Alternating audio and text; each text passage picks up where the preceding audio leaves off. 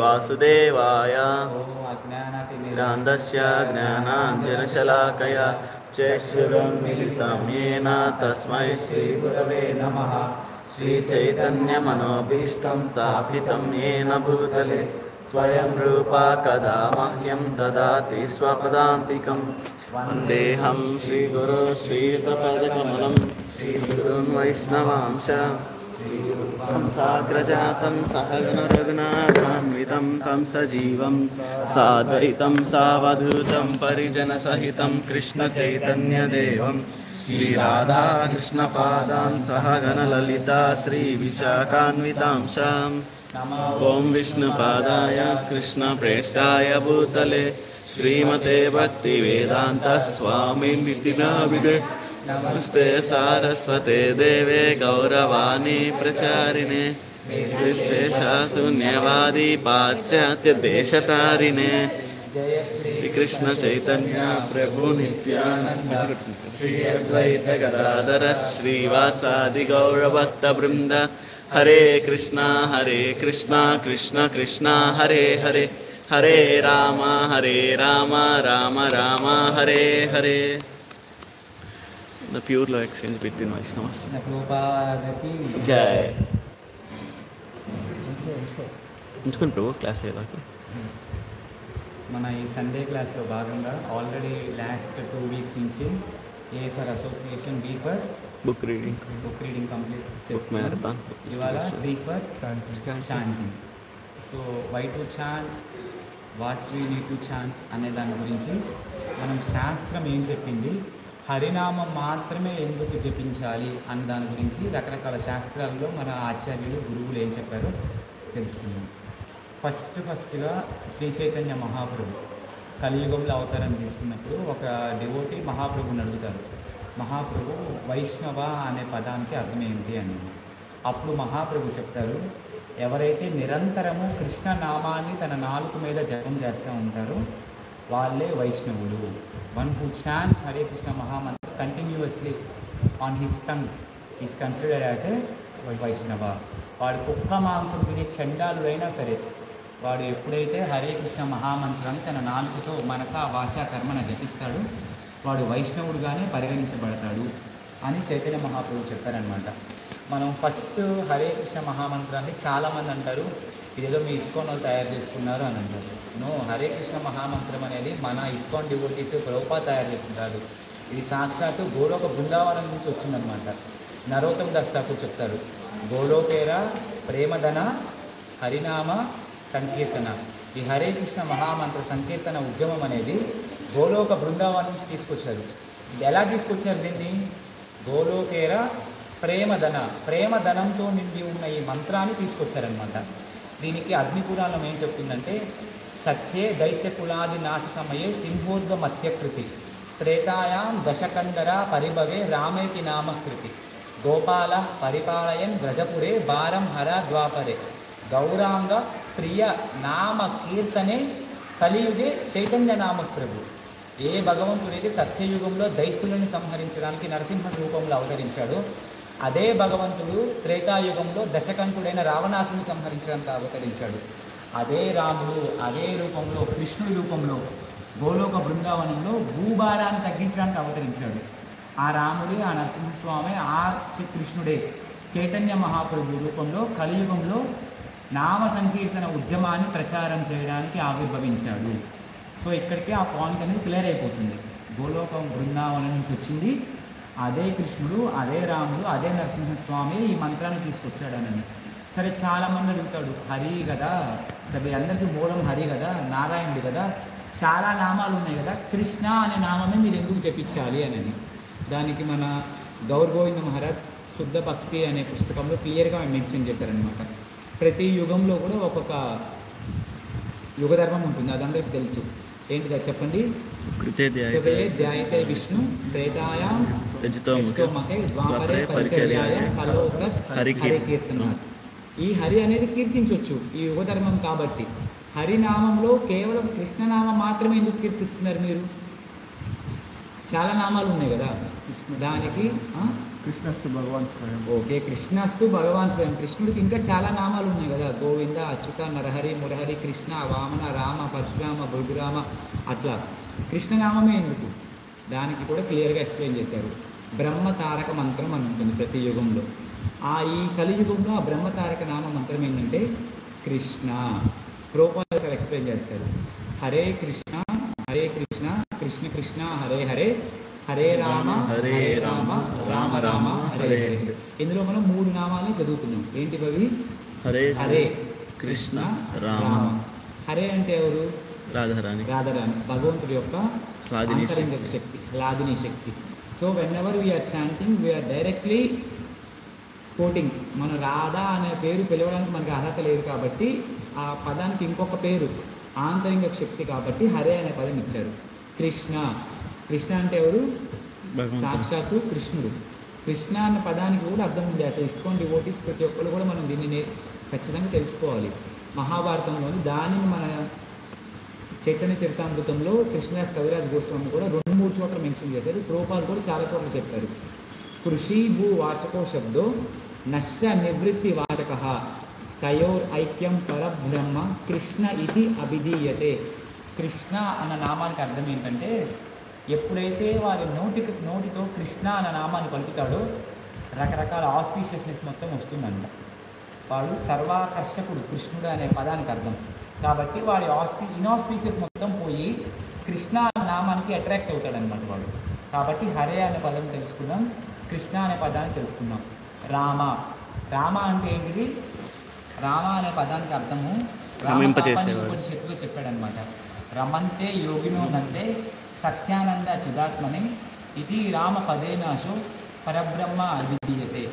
రామ అంటే crystal clear explanation ఏంటంటే తన దగ్గర ఏది ఉందో దాంతో సంతృప్తి చెందేవాడే రాముడు. తనలో తనే రమింపజేసుకుంటూ ఉంటాడు. తనలో తనే ఉన్న దాంట్లోనే అంత రమింపజేసుకుని అంత ఆనందాన్ని పొందితే రాముడు తన దగ్గర ఉన్న ఈ షడైశ్వర్యాలతో భక్తులకి ఎంత ఆనందం ఇస్తాడు. సో కాబట్టి ఈ 3 పదాలనే మన డివోటీస్ చదువుతూ ఉంటారు. ఈ కలియుగంలో బ్రహ్మ తారక మంత్రం ఏంటంటే కృష్ణ.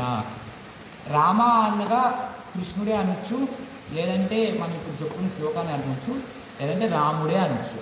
ఎట్లా చదివినా సరే ఆ 3 పదాల యొక్క అర్థము హరే కృష్ణ మహామంత్రంలో వస్తుంది. మీరు ఒక చిన్న ఎగ్జాంపుల్ చూద్దాం. మనం ఇప్పుడు గౌరీలీలకి వెళ్దాము. గౌరీలీలలో ఒకసారి మన ఎవరు గౌరీలీలలో చేసేదెవరు? చైతన్య మహాప్రభు. చైతన్య మహాప్రభు క్లోజెస్ట్ అసోసియేట్స్లో ఎవరున్నారు? నిత్యానంద మహాప్రభు. అతనికి క్లోజెస్ట్ అసోసియేట్ రామాచార్య శీల హరిదాస్ ఠాకూర్. ఒకసారి ఏం జరుగుతుందంటే ఈయన చెట్ట చివరిలో ఒక ఊరి అడవి మధ్యలో చిన్న కుటీరం కట్టుకొని ఉండేవాళ్ళు అనమాట. అయితే ఆ ఊరిలో వాళ్ళందరూ ఇతన్ని 21 టైమ్స్ మార్కెట్ ప్లేసెస్లో రకరకాలుగా వేచి హింసిస్తారు. అయినా సరే తన నాలుకతో తను హరే కృష్ణ మహామంత్రం చెప్పించిన వదిలిపెట్టాడు. ఒక డివోటీకి హరినామం పట్ల కమిట్మెంట్ ఎట్లా ఉండాలంటే నామాచార్య శ్రీ హరిదాస్ ఠాకూర్ లాగా ఉండాలన్నమాట. అయితే ఆ నెలలోనే ఒక స్పెషల్ ఓ తీసుకుంటాడు. ప్రతి నెల 3 లక్షల నామాలు చదువుతాడు, జపం చేస్తాడు. ఆ నెల 4 లక్షల నామాలు జపం చేయాలని సీరియస్ కమిట్మెంట్ తీసుకుంటాడు. ఆ విషయం ఈ ఊళ్ళో వాళ్ళకి తెలియదు. అది by God's grace, by Mahaprabhu's mercy ఆయన అలా ఫాలో అవుతాడు అనమాట. అయితే ఈ ఊళ్ళో వాళ్ళు ఏం చేస్తారు, ఒక మంచి ప్రాస్టిట్యూట్ని చూసి ఆవిడకి మంచిగా భూషణాలు ఆభరణాలు అన్నీ అలంకారం చేసి మంచి ఫ్లవర్స్ అన్నీ ఆర్నమెంట్ డెకరేట్ చేసి ఆమెను పంపిస్తారనమాట నామాచార్య శ్రీ హరిదాస్ ఠాకూర్ దగ్గరికి. ఆమె చూసిన వెంటనే కుటీరంలో జపం చేసుకుంటూ ఆయన అతిథిలాగా భావించి వచ్చి కూర్చోమంటాడు. ఆవిడేవో టెంప్ట్ చేయాలనుకుంటాడు. ఆయన అంటాడు, నాకు ఇంకా నా మాలలు పూర్తి అవ్వలేదు, నా డ్యూటీ అయిపోయిందంటే నేను నీకు కలుస్తాను అంటాడు. సరే అని ఆయన చాంటింగ్ చేసుకుంటూనే ఉంటాడు. ఆవిడ అక్కడ కూర్చొని అంతే చూస్తూ ఉంటుంది. అట్లా 2 days 3 days పాస్ అవుతూ ఉంటుంది. పాస్ అయిన వెంటనే ఏమవుతుంది, ఇంకా ఆవిడకి అర్థమవుతుంది ఈయన ఈ మంత్రాన్ని వదిలిపెట్టి రాడు అని.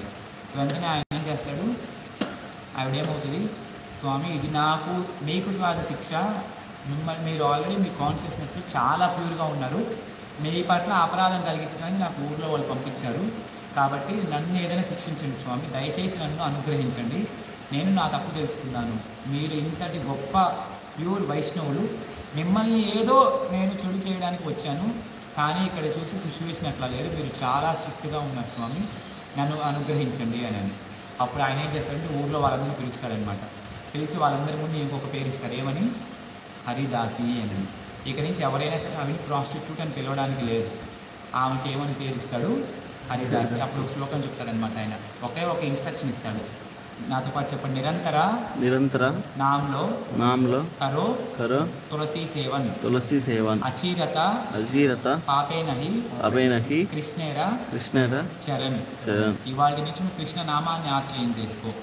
నిరంతర నామంలో ప్రతిరోజు ప్రతి నిత్యం నీ కంఠంలో ఊపిరి ఉన్నంత వరకు కృష్ణనామాన్ని జపిస్తూనే ఉంది. కాళీసేంలో తులసి మహారానికి నీళ్ళు సమర్పించు, పూజ చేయి. అట్లా చేయడం వల్ల ఏమవుతుంది, నువ్వు కృష్ణుడి యొక్క పాదాలని ఆశ్రయం తీసుకుంటావు. కాబట్టి కృష్ణుడి యొక్క పాదాలను ఎవరైతే ఆశ్రయం తీసుకుంటారో వాళ్ళకి గత జన్మల నుంచి పోగుబడిన పాపం మొత్తం కూడా చిన్నగా తొలగించి వేయబడుతుంది.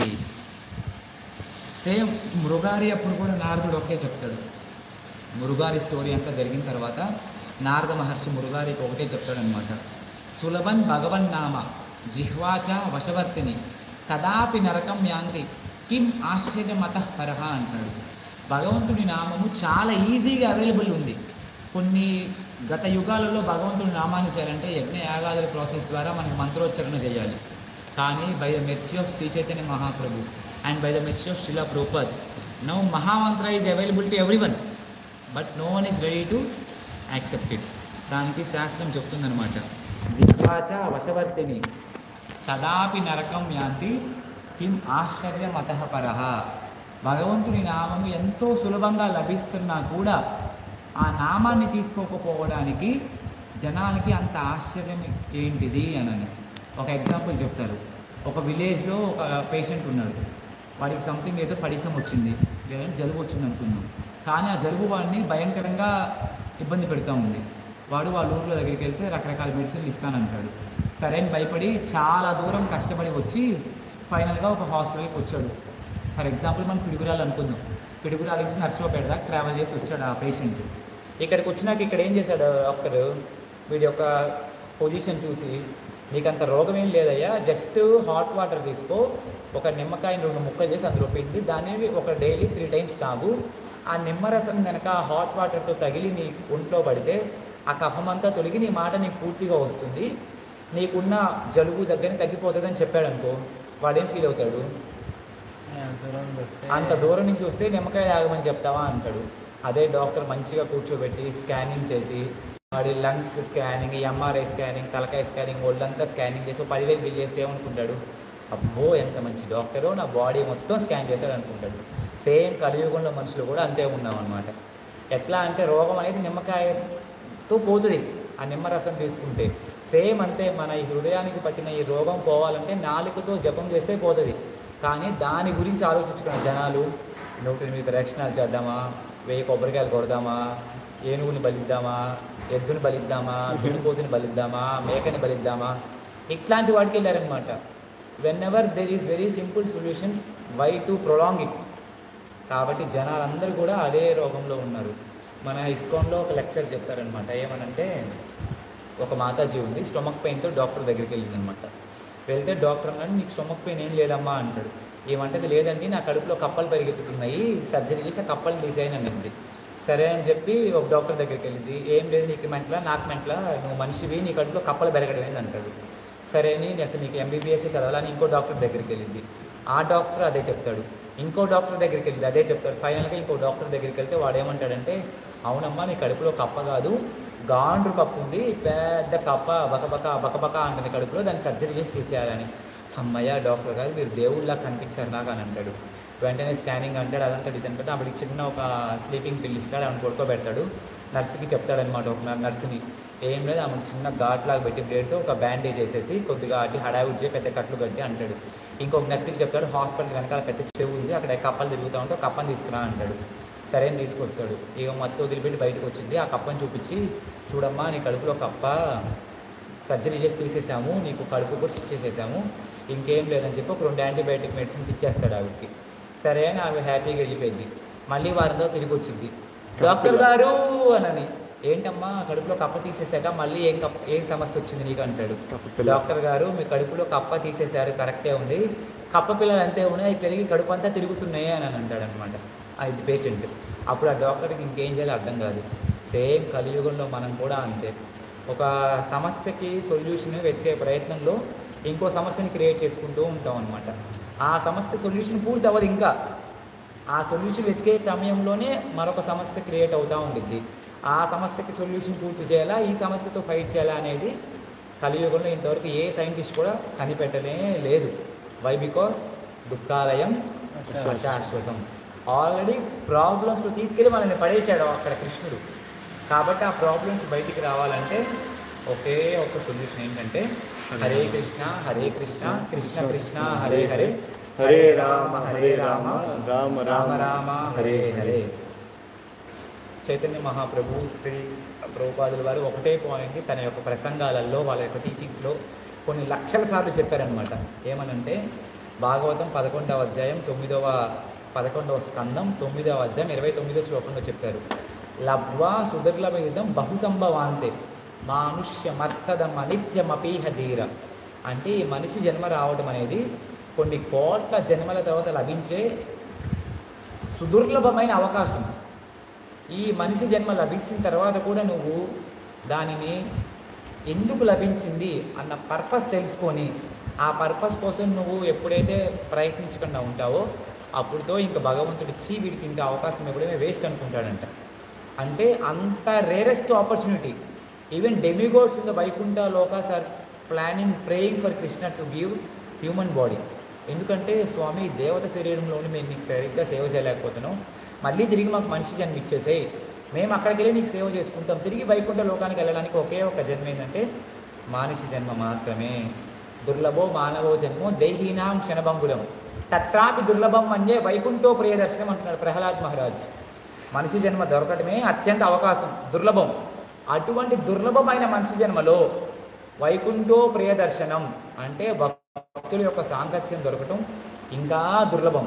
ఆ భక్తుల సాంగత్యం వల్ల మనం చేయాల్సింది ఏంటంటే హరే కృష్ణ మహామంత్రం జపం చేయడము, నిత్యము భగవద్గీత భాగవత శ్రవణం చేయడము, శ్రీకృష్ణ భగవానుడు పరమ భోక్త చరమ భోక్త అయినటువంటి శ్రీకృష్ణ భగవానుడికి సేవ చేయడము.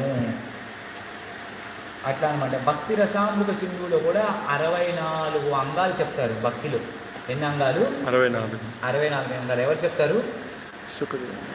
భక్తి రసామృత సింధు సుఖదేవ్ గోస్వామి రాశారా? గోస్వాములు ఎంతమంది? ముఖ్యమైన గోస్వామి ఎవరు? మెయిన్ గోస్వామి భక్తి రసామృత సింధు ఎవరు రాశారు? రూపగోస్వామి. రూపగోస్వామి కూడా చెప్తారు 64 అంగాల నుంచి భక్తి సిద్ధాంత సరస్వతి ఠాకూర్ 5 అంగాలు ఇచ్చారు. 5 అంగాలు ఫస్ట్ అంగం ఏంటిది? హరినామ సంకీర్తన. ఫస్ట్ అంగం హరినామ సంకీర్తన. కాబట్టి సంకీర్తన అనేది ఎంత బాగా జరుగుతుందో భక్తుడి యొక్క జీవితము అంత సాఫీగా ముందుకెళ్తుంది. ఒకసారి ఫారెన్లో ప్రభుపాద ఇంతే కూర్చొని ఉన్నారు. కొన్ని వందల మంది ఆంగ్లేయ భక్తులందరూ కూర్చొని ఉన్నారనమాట ఎదురుగా. ఒక మంచి సౌత్ ఇండియన్ గ్రామర్ మంచి పట్టుబట్టలు కట్టుకొని వైకుంఠ నామాలు తిలకాలు ధరించి వచ్చాడు. వచ్చి స్వామి అంతా బాగుంది నాకు ఇక్కడ, కానీ ఒకటి మిస్ చేస్తున్నారు స్వామి మీరు అంటాడు. ప్రభుపాద అవునా అయ్యగారు, ఏంటి మిస్ చేస్తుంది చెప్పండి అంటారు.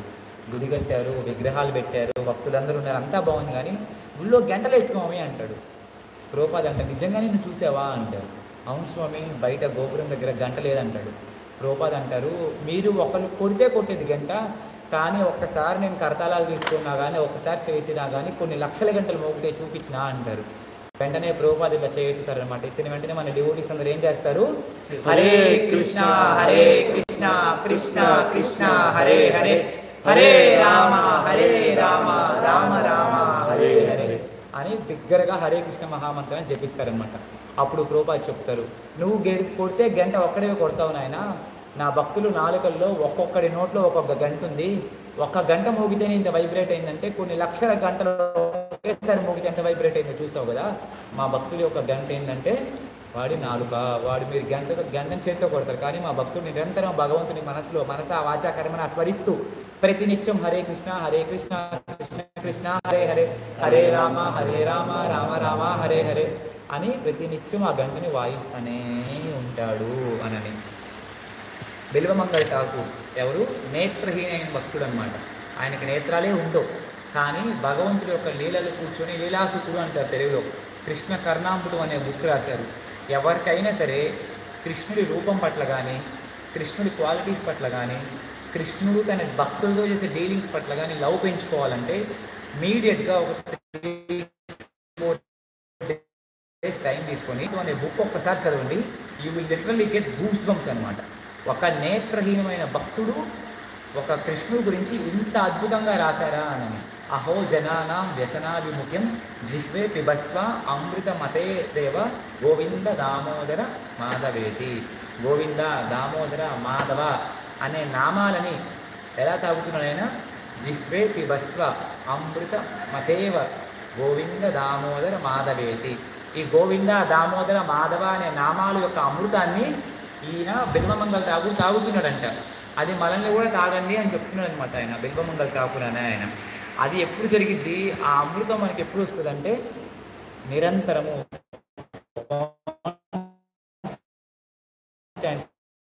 అనేది. Then we can get the access to that divine transcendental love అనమాట. మీ అందరికీ తెలుసు అజామిడ్ ఎంతమంది తెలుసు? ఇక్కడ అందరికీ తెలుసు కదా. అజామిడ్లు ఏం చేస్తారు? చివరిలో నారాయణ అని అడుగుతాడు. అప్పుడు ఒక ఫైట్ జరిగింది వాళ్ళకి. ఎవరెవరికంటే ఇటువైపు ఏమో యమదూత వస్తుంది, ఇటువైపు ఎవరు ఉంటారు? విష్ణు భక్తులు, విష్ణుదూతలు, యమకింకరులు ఉంటారు. ఇద్దరికి ఫైట్ జరిగింది అనమాట. వీళ్ళేమో యమదూతలేమో వీళ్ళు ఇతను నిరంతరము మధ్య మాంస వ్యభిచార జూదాల్లో చిక్కుకొని ఉన్నాడు, ఇతని నరకానికి తీసుకెళ్తామని. ఇక్కడ ఉన్న వైకుంఠ వాసులేమో ఇతను నారాయణ అంతే, నారాయణ స్మృతి అని చెప్పాడు భాగవతం. ఎప్పుడైతే అంత్యకాలంలో నారాయణ మంత్రాన్ని జపిస్తారో అప్పుడు వాళ్ళని నేను వైకుంఠానికి తీసుకెళ్తున్నాను భగవంతుడు క్లారిటీ ఇచ్చేశాడు. 8th చాప్టర్ 6th శ్లోకం నుంచి చూడండి. 8.678 మొత్తం దీని గురించే ఉంటుంది. అయితే వాళ్ళు అడుగుతారనమాట అసలు ఎవరిని తీసుకెళ్ళాలి ఎవరిని తీసుకెళ్ళకూడదని. అప్పుడు యమధర్మరాజుని అడుగుతాడు. అప్పుడు మహాజనులో చిట్ట చివరి వాడైన యమధర్మరాజు చెప్తాడు, జిహ్వాశవక్తి భగవద్ గుణనామధేయం చేతస్థస్మరతి కః చరణారవిందే కృష్ణాయనో నమతి యః స్థిర ఏకదాపి తన్ అన్యవమసతో కృత విష్ణు కృత్యం. ఎవరైతే నిరంతరము భగవంతుడి నామాన్ని జపించకుండా ఉంటాడో తన నాలుగుతో వాణిని తీసుకెళ్ళిపోవచ్చు.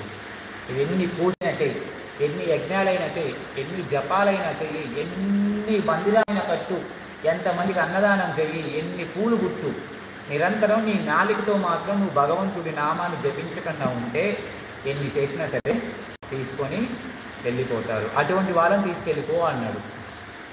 అర్థమవుతుందా? ఎవరు చెప్పారు ఇది? మహాజనుల్లో చిట్ట చివరి వాడైన ఎవరు? యమధర్మ రాజు. కాబట్టి అటువంటి యమధర్మరాజు చెప్పిన ఈ మంత్రాన్ని ఎవరైనా చేస్తారా, చేయరా?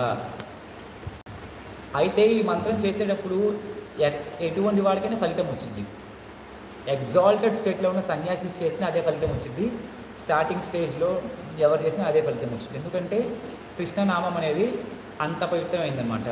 భాగవతంలో చెప్పారు, సాంకేత్యం పారిహాస్యం వా, చెప్పండి. స్తోభం హేళనమేవవా, వైకుంఠో నామగ్రహణం, విశేషం అగం హరం విదు, సాంకేత్యం పారిహాస్యం వా స్తోభం హేళనమేవవా వైకుంఠ నామగ్రహణం విశేష అగం హరం విదు.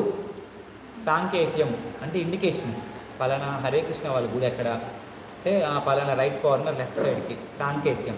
పారిహాస్యం, శబరీష్ ఎప్పుడు హరే కృష్ణ అనుకుంటూ తిరుగుతాడు, ఎక్కిరించడం. స్తోభం అంటే ఏంటంటే ఇండికేషన్స్ అనమాట. హేళనమేవవా ఎక్కిరించడం, పూర్తిగా తిట్టడం. ఇస్కాన్ వాడు ఎప్పుడు హరే కృష్ణ అనుకుంటూ ఉంటాడు, వీడికి కృష్ణ రామ తప్ప ఇంకొక మార్గమే లేదు. అట్లా జరిగినా సరే విశేష అదం హరం విదు. చూడండి, విశేషమైన ఫలితం లభిస్తుందని నేను చెప్పట్లే ఇక్కడ కూర్చొని. సాక్షాత్తు 4 రోజుల్లో చనిపోయే పరీక్షిత్ మహారాజుకి వ్యాస మహర్షి కుమారుడైనటువంటి సుఖదేవ గోస్వామి చెప్పాడు. ఆ సభలో ఎవరెవరు ఉన్నారు? ఇంకా నారదుడు, పరాశుడు, వ్యాసుడు, ఇటువంటి వాళ్ళందరి సమక్షంలో చెప్పారంటే ఆ భగవంతుడి యొక్క నామానికి ఎంత పవర్ ఉంది. 12 స్కందాల భాగవతం, 350 చాప్టర్ల భాగవతం, 10 టాపిక్స్ భాగవతం, 18,000 శ్లోకాల సంపుటమైన భాగవతాన్ని చిట్ట చివరిన ముగిస్తూ ఏం చెప్పాడు? నామ సంకీర్తనం యశ్చ సర్వ పాప ప్రణాశనం ప్రణామో దుఃఖ శమనస్థం తం నమామి హరిం పరం. నామ సంకీర్తన అయిన యజ్ఞాన్ని ఎవరైతే చేస్తారో వాళ్ళకి మరొక జన్మ అనేది లేదు. కాబట్టి కలియుగంలో మనిషి అవతారం తీసుకున్న తర్వాత చేయాల్సిన మొట్టమొదటి యజ్ఞం ఏంటంటే నామ సంకీర్తన యజ్ఞము. కలేర్ దోష నిధేరాజన్ అస్తి హేకు మహాన్ గుణ కీర్తనాదేవ కృష్ణస్య ముక్త సంగం పరం వ్రజే. ఈ భాగవతంలో లాస్ట్ స్కందంలో వస్తుందన్నమాట. మహారాజ్ నిమి అనే ఆయన్ని అడుగుతారనమాట. ఎవరు? నైమిషారణ్యంలో ఉన్న కొంతమంది ఋషులు. అప్పుడు చెప్తారు, కలే దోష నిధే రాజన్, ఓ రాజన్, ఓ మహారాజా, నిమి చక్రవర్తి దగ్గర జరుగుతుంది ఇది. ఓ మహారాజా, కలియుగం అనేది దోషాలతో నిండి ఉంది. కలే దోష నిధే రాజన్ అస్తి హేకు మహాన్ గుణ. కానీ దోషాలతో నిండి ఉన్న ఈ కలియుగంలో కూడా ఒక మహాగుణం ఉంది. ఏంటి ఆ గుణము? కీర్తనాదేవ కృష్ణస్య. ఆయన కీర్తనాదేవ, ఇంకొక పేరు చెప్పల. కీర్తనాదేవ కృష్ణస్య ముక్త సంగం పరం వ్రజే. ఎవరైతే కృష్ణ నామాన్ని కీర్తిస్తారో వాళ్ళకి కలియుగం అనేది అద్భుతమైన అవకాశం, తిరిగి గోలోక బృందావనం వెళ్ళడానికి. లేని వాళ్ళకి కలేర్ దోష నిధే రాజన్. జపించేవాడికేమో ఆ గుణాలతో నిండి ఉన్న కలియుగం, జపం లేని వాడికి దోషాలతో నిండి ఉన్న కలియుగం. అందరికి అదే కలియుగం. కానీ తేడా ఏంటిది? అక్కడ కృష్ణ నామాన్ని జపించడం. కృష్ణస్య అన్న పదం ఈ శ్లోకంలో చాలా ఇంపార్టెంట్. ఆయన ఎన్నో రకాల పేర్లు చెప్పొచ్చు. దుర్గస్య, బ్రహ్మస్య, శివస్య, హనుమాన్, ఎస్ఐ, రకరకాల పదాలు you can go to any extent. కానీ కృష్ణస్య ఎందుకు అన్నారు? వై? బికాస్ ఎందుకు? Is the origin. ఏతేషాం సకలః పుంసాం కృష్ణస్తు భగవాన్ స్వయం. ఇంద్రారి వ్యాకులం లోకం మృడయంతి చ యుగే యుగే. ప్రతి యుగంలో కూడా అవతరిస్తాడు కృష్ణుడు. ఎందుకు అవతరిస్తున్నాడు? ఇంద్రుడి యొక్క శత్రువులను సంహరించడానికి. కృష్ణ జన్మాష్టమి రోజు కూడా మనం చెప్పుకున్నాం ఈ సబ్జెక్ట్. ఇంద్రుడి యొక్క రాక్షసుని శత్రువుని సంహరించాలంటే భగవంతుడే రావాలా? చెప్పండి, భగవంతుడే రావాలా? భగవంతుడు 3 కారణాలు చెప్తున్నాడు భగవద్గీత. చెప్పండి.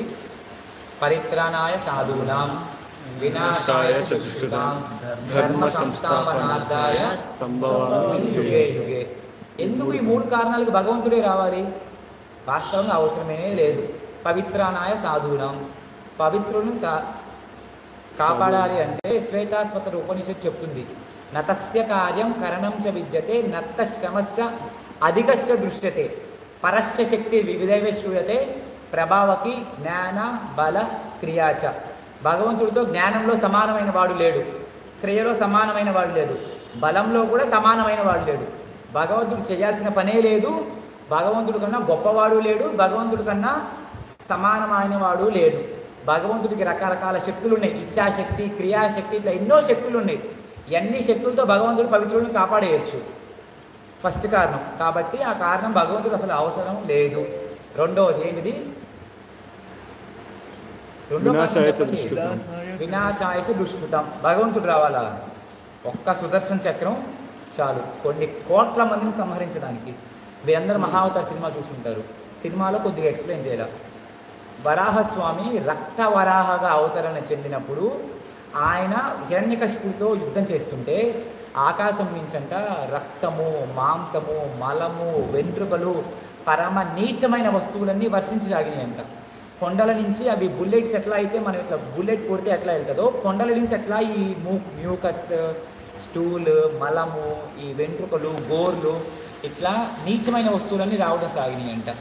ఈ రాక్షసులు ఎవరైతే ఉంటారో నగ్నజాతి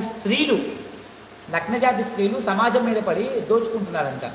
అట్లాంటి టైంలో భగవంతుడు హిరణ్యాక్షుడితో యుద్ధం చేస్తుంటే వరాహస్వామి ఒక్క సుదర్శన చక్రము ఈ మొత్తాన్ని సంహరించి శాంతిని స్థాపించబడిందంట. సో సేమ్ ఈ ఎగ్జాంపుల్లో కూడా ఒక సుదర్శన చక్రం చాలు. కాబట్టి రెండవ అవసరానికి కూడా భగవంతుడు రావాల్సిన అవసరం లేదు.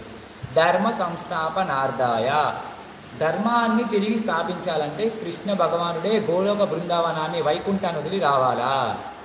లేదు. శ్రీలా ప్రభుపాద్ లాంటి జగద్గురుని ఒక 10,000 సంవత్సరాలకు ఒకసారి భూమి మీద ప్రవేశపెట్టే చాలు. ధర్మం స్థాపించబడటమే కాదు, విరాజిల్లబడుతుంది. ఒకప్పుడు ఓన్లీ ధర్మం ఇండియాకే పరిమితం, ఇవాళ యావత్ ప్రపంచానికి వెళ్ళింది. దేనివల్ల? శ్రీలా ప్రభుపాద్ వల్ల. కాబట్టి ఈ 3 కారణాలకి ప్రభుపాద్ రావాల్సిన అవసరమే లేదు. కృష్ణుడు రావాల్సిన అవసరమే లేదు. కానీ కృష్ణుడు ఎందుకు వస్తున్నాడంటే కలియుగంలో తను చేయాలనుకున్న లీలలని ప్రదర్శించడానికి. దానికి సుఖదేవ గోస్వామి పరీక్షిత్ మహారాజుకి చెప్పాడు. పరీక్షిత్ మహారాజు అడుగుతాడు, వై గాడ్ అపియర్స్ స్వయంగా అని. అప్పుడు చెప్తాడు, అనుగ్రహాయ భక్తానాం మానుషం దేహమాశ్రితః భజతే తాదృశీ క్రీడా యాశ్రుత్వా తత్పరో భవేత్. కేవలము మనల్ని అనుగ్రహించడానికి. అర్థమవుతుందా? అక్కడి నుంచి అనుగ్రహించవచ్చు భగవంతుడు. నేను ఎక్కడో ఉండైనా నా ఫ్రెండ్కో, నా లవర్కో, నా వైఫ్కో గిఫ్ట్ పంపించేయచ్చు. కానీ నేను డైరెక్ట్గా వచ్చి గిఫ్ట్ నా చేతితో నేను ఇస్తే ఎట్లా ఉంటుంది ఆ ఫీల్? మీరైనా ఆలోచించండి. మీ వైఫ్కి కానీ, మీ ఫ్రెండ్కి కానీ, మీ తమ్ముడికి కానీ, ఎవరికైనా మీ చేతితో ఇస్తే గిఫ్ట్ ఎట్లా ఉంటుంది? కొరియర్ పంపిస్తే ఎట్లా ఉంటుంది? సేమ్ కృష్ణుడు కూడా వచ్చేది అందుకే. అనుగ్రహాయ భక్తానాం మానుషం దేహమాశ్రితః భజతే తాదృశీ క్రీడ యాశ్రుత్వ తత్పరో భవేత్. భక్తులతో అనుగ్రహించి రకరకాల లీలల్ని ప్రదర్శించి భగవంతుడితో మన యొక్క ప్రేమపూర్వక సంబంధాన్ని తిరిగి నెలకొల్పి మనల్ని తిరిగి go back to God head. తిరిగి మన యొక్క పర్మనెంట్ అడ్రస్ అవుతుంది. గోలోక దామి నిజదామి తలేచ తస్య. ఆ గోలోక బృందావనానికి తీసుకెళ్ళడానికే భగవంతుడు వస్తున్నాడు. దీని గురించే బ్రహ్మదేవుడు ఇక్కడ మనం ఈ 3 ఎగ్జాంపుల్స్ చెప్పుకొని మనం కంక్లూషన్ ఇవ్వడం కాదు. సాక్షాత్తు మనల్ని తయారు చేసిన చతుర్ముఖ బ్రహ్మసూత్రుడు చెప్తున్నాడు, ప్రపంచే నిష్ప్రపంచోపి విడంబయసి భూతలే ప్రపన్న జనతానంద సందోహం కథితం ప్రభు. స్వామి, ఈ ప్రపంచంలో నువ్వు చేయాల్సిన అవసరమే లేదు. అసలు ఈ ప్రపంచానికి నీకు సంబంధమే లేదు. నువ్వు ఇక్కడ పని చేయాల్సిన అవసరమే లేదు. కానీ నువ్వు ఎందుకు వచ్చావు స్వామి అని. అప్పుడు అసలు ఆ బ్రహ్మదేవుడు షాక్ అయిపోతాడనమాట. బృందావనంలో, ఆ గోకులంలో నందుడికి ఏం అదృష్టము, యశోదామాతకి ఏం అదృష్టము, రోహిణికి ఏం అదృష్టము, ఈ బలరాముడిది ఏంటి సౌభాగ్యము, ఈ గోపికలు ఎవరు, ఈ గోపబాలురు ఎవరనని.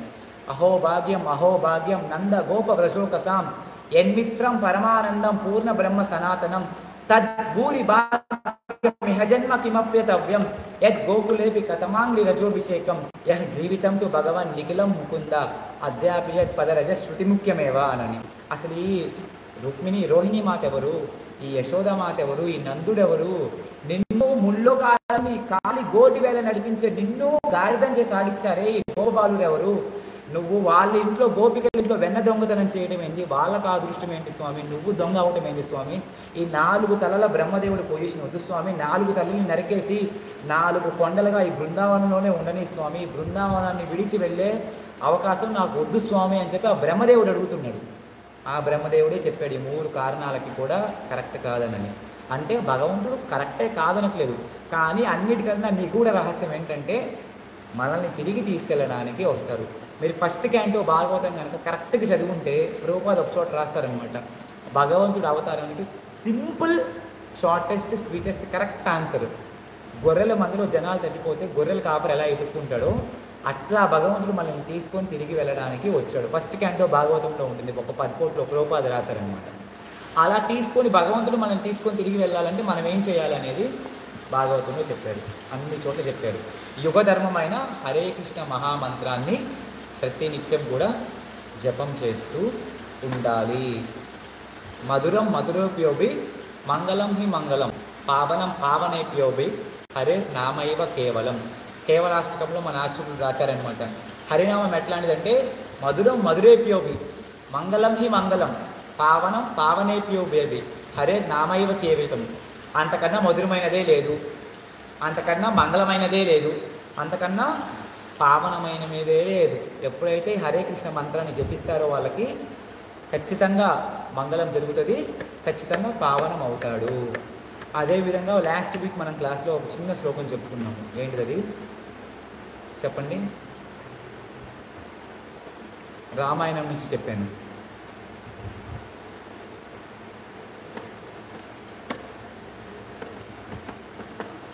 ఎవరైతే భగవంతుడి యొక్క నామాన్ని నిరంతరం గర్జిస్తూ ఉంటారో వాళ్ళకి రకరకాల ఆస్పీషియస్నెస్ అనేవి వాటంతట అవే వస్తాయి. వచ్చిన తర్వాత చివరిలో ఏమవుతుంది, యమధర్మరాజుతో చర్చ అవకాశం అనేదే ఉండదు. అర్థమవుతుందా?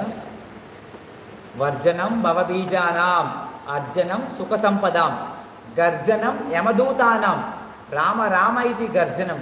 ఎవరైతే రామ కృష్ణ అనే మంత్రాన్ని గర్జిస్తూ ఉంటారో వాళ్ళ యొక్క బ్యాడ్ క్వాలిటీస్ అనేవి వాళ్ళని వదిలేసి వెళ్ళిపోతాయి, సుఖ సంపదలు అనేవి అవే ఎదుక్కుంటూ వస్తాయి. అదేవిధంగా యమధర్మరాజు పరిగెత్తుకుంటూ వెళ్ళిపోతాడు మనల్ని వదిలేసి. ఎప్పుడు వెళ్ళిపోతాడు? ఎప్పుడైతే రామ రామ ఇది గర్జనం. వాల్మీకి ముని చెప్పాడు రామాయణంలో, అది మనం చెప్పుకున్నది కాదనమాట. కాబట్టి ప్రతినిత్యం కూడా భగవంతుడి యొక్క నామాన్ని జపిద్దాము, హరే కృష్ణ మహామంత్రాన్ని మన జీవితంలో ఒక భాగం చేసుకుందాము, కృష్ణుడిని మన హృదయాల్లోకి ఆహ్వానిద్దాము. తిరిగి మనందరం కూడా గోలోక బృందావనానికి వెళ్దాము. హరే కృష్ణ కృష్ణ కృష్ణ హరే హరే, హరే రామ రామ రామ హరే హరే. इति षोडशकं नाम्ना कलिकल्मषनाशनं नतः परतरोपाय सर्ववेदेषु दृश्यते. नाहं वसामि वैकुंठे योगिनां हृदयेषु वा यत्र गायन्ति मद्भक्ता तत्र तिष्ठामि नारद. ఓ నారద, వైకుంఠ లోకాలలో కాదు, యోగుల హృదయాలలో కాదు, ఎక్కడైతే నా భక్తుడు తన నామాన్ని జపిస్తూ ఉంటాడో వాడి నాలుక మీద నాట్యం చేస్తూ ఉంటానని చెప్పాడు కృష్ణుడు. కాబట్టి ఆ కృష్ణుడి కూడా మీ యొక్క నాలుకల మీద నాట్యం చేయించండి, కృష్ణ నామాన్ని మీ యొక్క జీవితాలలోకి ఆహ్వానించండి. హరే గ్రంథరాజ్ శ్రీమద్ భాగవతం కి, ప్రభుపాద కి.